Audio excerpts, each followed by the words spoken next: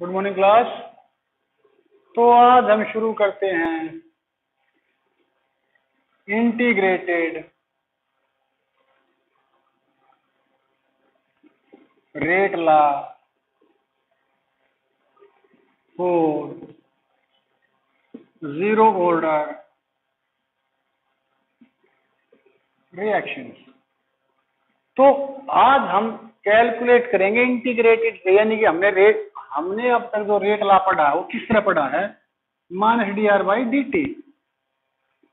ये जो rate of reaction की जो सिंबॉलिक फॉर्म है इसको बोलते हैं डिफरेंशियल फॉर्म। क्या बोलते हैं इसको? Differential form. अब हम कैलकुलेट करेंगे integrated rate law for zero order reaction. Now what are zero order reaction? तो पहले zero order reaction, zero order reaction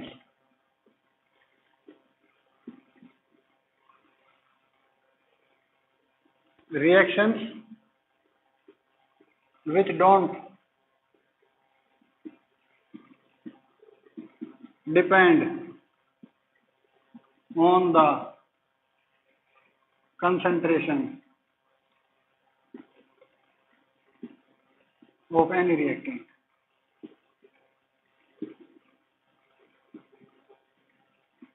यानी वे रिएक्शन जो कंसंट्रेशन पर डिपेंड नहीं करती। तो मान लीजिए ये है ए, शुरू से करते हैं।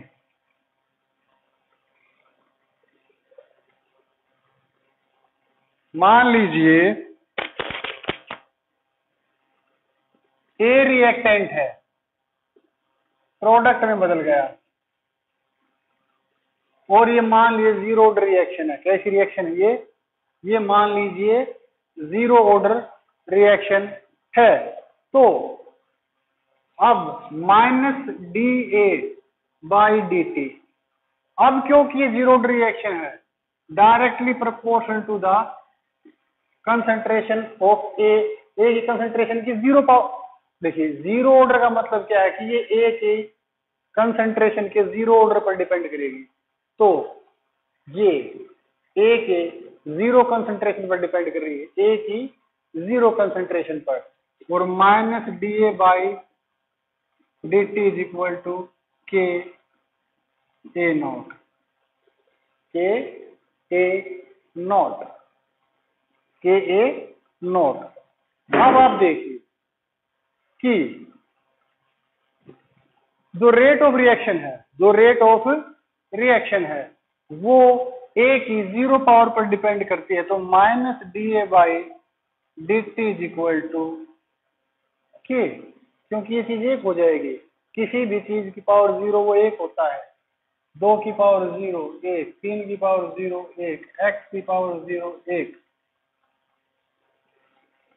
तो अब minus d A d A is equal to minus k d t, d t की यहां नहीं दीजिए, आप दोनों तरफ इंटीग्रेट कीजिए, दोनों तरफ क्या कीजिए, इंटीग्रेट।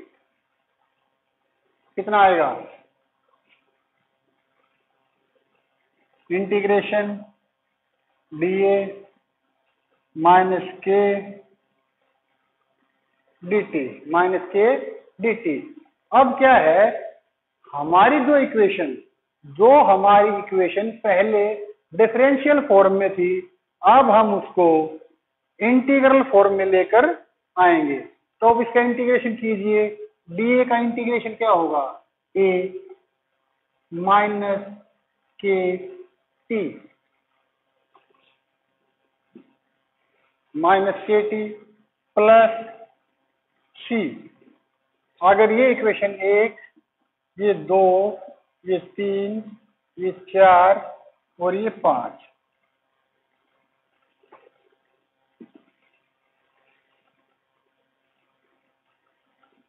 अब वहन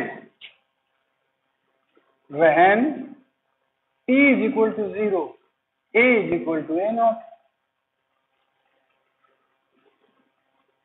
van t is equal to zero, A is equal to A naught. इसका क्या मीनिंग है? जब टी जीरो था तो ए किसके बराबर था? ए नॉट के बराबर था, सॉरी ये तो एक 0 पावर है, A naught initial concentration, A naught initial concentration. तो यहां रखिए A naught equal to C, क्योंकि ये चीज तो 0 हो जाएगी जब टी 0 होगा। तो इसको इक्वेशन नंबर 6 लेते हैं, और इक्वेशन नंबर 6 से वैल्यू यहाँ कहाँ रखेंगे हम, इक्वेशन नंबर 5 में। Put value of equation 6 in equation 5, A equals to minus K T plus A not,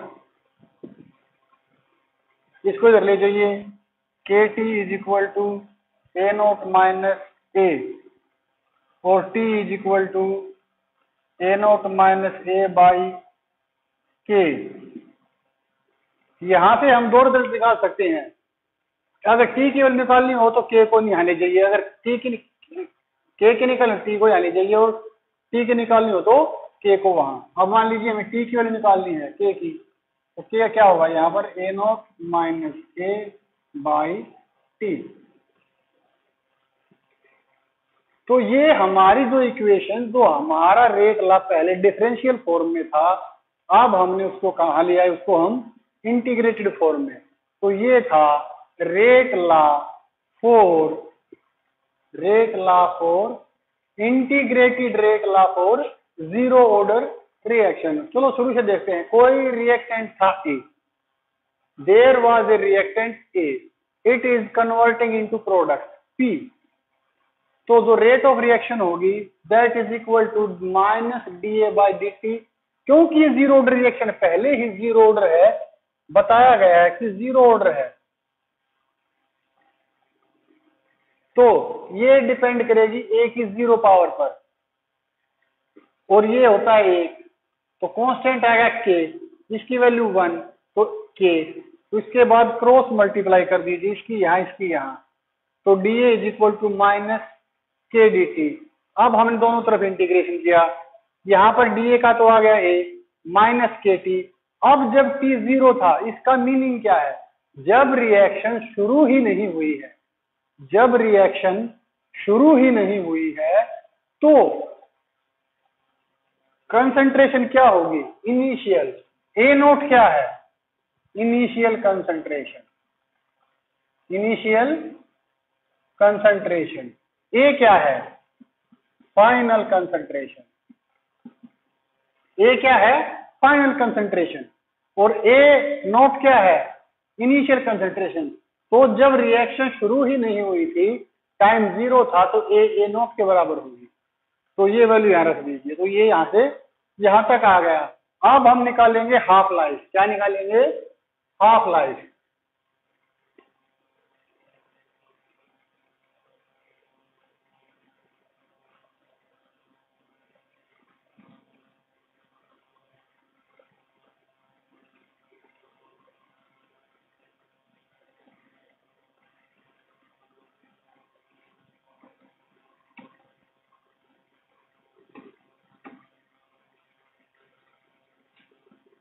Half life.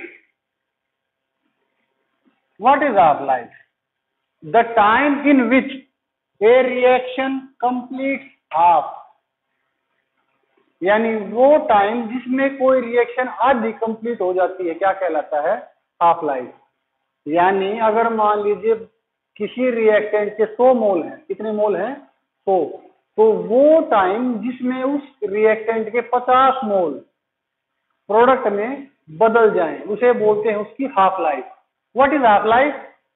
Half life may be defined as the time period, may be defined as the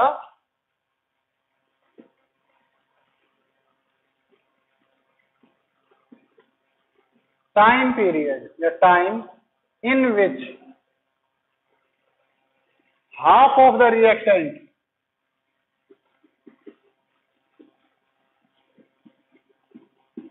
is converted into product, यानी वह time जिसमें कितना हो जाए, half. तो ध्यान दें वह टाइम जिसमें कोई रिएक्शन आदि पूरी हो जाए, तो टी, इस इक्वेशन का यूज करेंगे हम, इसको इक्वेशन ए मान लेते हैं। अब है half life of a zero order. तो जो क्वेश्चन है वो ये है, half life of a zero order reaction. तो हमारे पास रिजल्ट है T is equal to A naught minus A by K, using equation A. When T is equal to T1 by 2, A naught is equal to A naught by 2। तो क्या कहे, half life, क्या बोल रहा है ये, half life. Half life क्या है, वह टाइम जिसमें कोई रिएक्शन आधी कंप्लीट हो जाए। The time in which a reaction complete half. Half, what do you mean by half?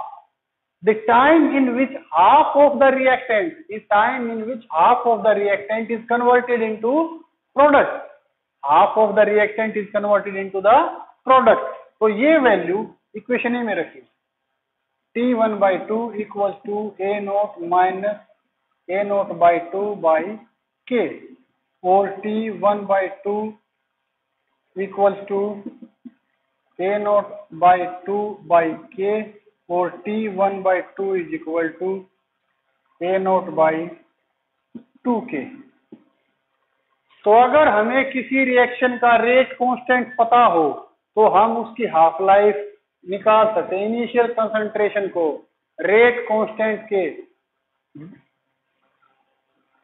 Double से डिवाइड कर दीजिए, हमारी वैल्यू आ जाएगी। तो ये था हाफ लाइफ। कल हम पढ़ेंगे integrated rate law for first order reaction and integrated rate law for the half life of the first order reaction. Thank you.